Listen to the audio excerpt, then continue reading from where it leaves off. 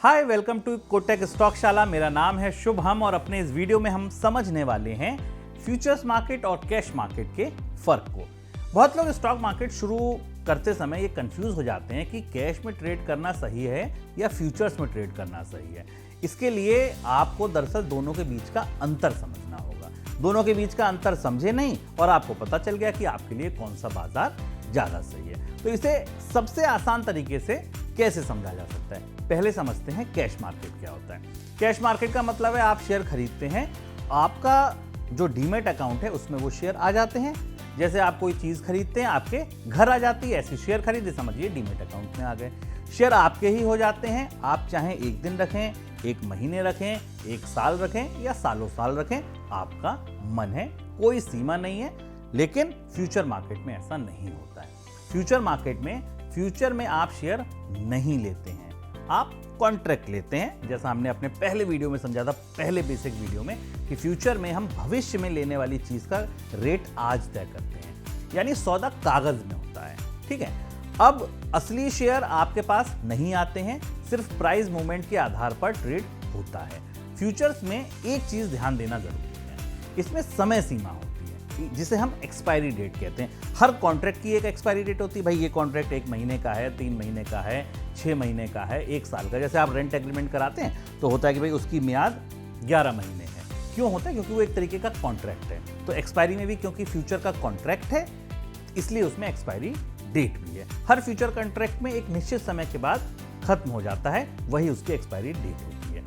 अब दोनों के बीच अंतर छोटे छोटे पॉइंट में समझ लीजिए। पहला अंतर, कैश मार्केट में आप शेयर खरीदते हैं, फ्यूचर्स में सिर्फ कॉन्ट्रैक्ट खरीदते हैं। दूसरा अंतर, कैश मार्केट में डिलीवरी होती है, जो शेयर हैं आपके डीमैट अकाउंट में आते हैं। फ्यूचर्स में डिलीवरी नहीं होती है, केवल प्राइस का सेटलमेंट होता है।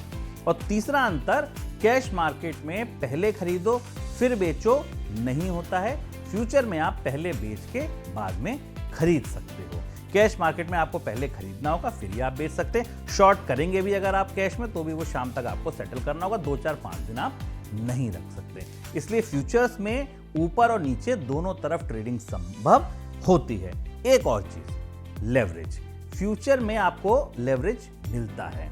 कम पैसे में बड़ी पोजीशन, कैश मार्केट में आपको पूरा पैसा देना होता है अगर आपको लंबे समय की डिलीवरी चाहिए। 5वां अंतर और समझ लीजिए, कोई टाइम लिमिट नहीं होती है कैश में। जैसे मैंने आपको बताया, 1 दिन रखिए, सालों साल रखिए, आपकी इच्छा। लेकिन फ्यूचर्स में एक एक्सपायरी होती है जो फिक्स है। भाई आपको अगर हर महीने की आखिरी बृहस्पतिवार को फ्यूचर एक्सपायर हो रहा है तो एक्सपायर हो रहा है। फ्यूचर अगले 2 या 3 महीने का एक्टिव है तो वो 2 या 3 महीने में ही आप ट्रेड कर सकते हैं। एक्सपायरी फिक्स है, कैश मार्केट में ऐसा नहीं है। एक अंतर और समझिए, कैश मार्केट में निवेशकों के लिए ज्यादा सही है। फ्यूचर सक्रिय ट्रेडर्स जो हैं, यानी कि जो ट्रेडिंग जिनका प्रोफेशन है या कह लीजिए शगल है, शौक है, पेशा है, उनके लिए फ्यूचर्स अच्छे हैं। हेजिंग करने वालों के लिए सही है। एक छोटा उदाहरण लेते हैं। मान लीजिए आप रिलायंस के शेयर खरीदते हैं। कैश में आप 2400 रुपए के शेयर खरीदकर हफ्तों, महीनों, सालों होल्ड कर सकते हैं। लेकिन अगर आप रिलायंस का फ्यूचर खरीदते हैं तो एक कॉन्ट्रैक्ट होगा जिसकी एक्सपायरी होगी, उसके लिए आपको मार्जिन देना होगा, प्राइस के हिसाब से रोज का प्रॉफिट या लॉस सेटल होगा, और जब आप तय करेंगे कहाँ ट्रेड करना है तो आपको इन दोनों चीजों में अंतर करना होगा। तो आप लंबे समय के निवेशक हैं, कैश मार्केट आपके लिए अच्छा है। आप सक्रिय ट्रेडर हैं, ट्रेड पकड़ना जानते हैं, स्टॉप लॉस जानते हैं, रिस्क संभाल सकते हैं, ये सारी चीजें संभाल सकते हैं, तो फ्यूचर बाजार में वेलकम टू फ्यूचर्स मार्केट। छोटा सा एक होमवर्क करिएगा आज, अपने हिसाब से लिखिएगा कि आप कैश ट्रेडर हैं या फ्यूचर ट्रेडर, और क्यों।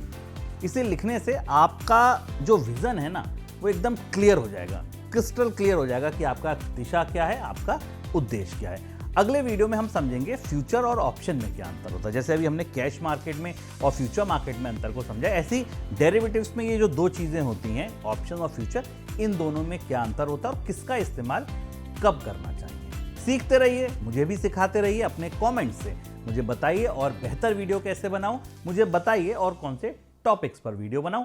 मिलते हैं अगले वीडियो में, फिलहाल दीजिए इजाजत, नमस्कार। तो आप सिर्फ 5 मिनट में सीखिए स्टॉक मार्केट के बेसिक्स, टेक्निकल और फंडामेंटल एनालिसिस, ऑप्शन ट्रेडिंग और भी बहुत कुछ, वो भी बिल्कुल मुफ्त, सिर्फ कोटक स्टॉक शाला पर। Investments in securities market are subject to market risks. Read all the related documents carefully before investing.